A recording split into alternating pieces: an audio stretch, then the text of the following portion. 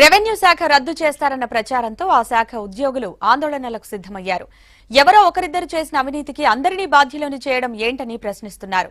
సర్కార్ ఏ పథకం ప్రవేశపెట్టినా విజయవంతంగా అమలు చేసినా తమ శాఖను రద్దు చేయాలని చూడటం ఏంటని ప్రశ్నిస్తున్నారు రెవెన్యూ ఉద్యోగులు. నిన్న హైదరాబాద్ లో ప్రత్యేకంగా సమావేశమైన వీఆర్ఓల రాష్ట్ర సంఘం నేతలు భవిష్యత్ కార్యాచరణపై చర్చించారు.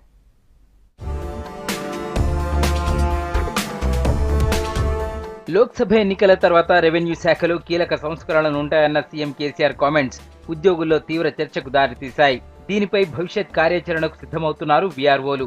హైదరాబాద్ లకడీకపూర్లో సమావేశమైన వీఆర్ఓ రాష్ట్ర స్థాయి ఉద్యోగుల సంఘం నేతలు సీఎం వ్యాఖ్యలు తమను ఆవేదనకు గురి చేస్తున్నాయన్నారు. కేసీఆర్ చేసే ప్రతి పనిలో పాల్గొని సర్కారుకు మంచి పేరు తెస్తే చివరకు తమని అవినీతిపరులుగా ముద్ర వేశారని ఆవేదన వ్యక్తం చేశారు. మేము ఒకటే నిర్ణయం చేసుకున్నాం.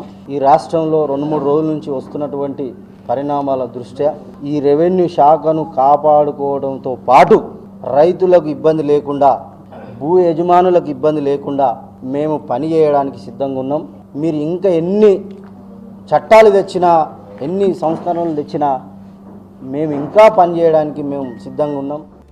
రెవెన్యూ శాఖను రద్దు చేసినా లేక ఏ ఇతర శాఖల్లో విలీనం చేసినా ఊరుకునేది లేదని తేల్చి చెప్పారు.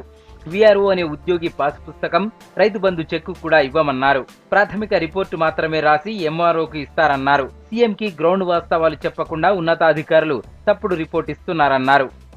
అవినీతి పరులని ఇంకేదో పని చేస్తలేరని చెప్పేసి మా పైన ఏదో అబండం వేసి మమ్ముల వేరే శాఖలో విలీనం చేస్తామంటే మాత్రం మేము ఊరుకునేదే లేదు.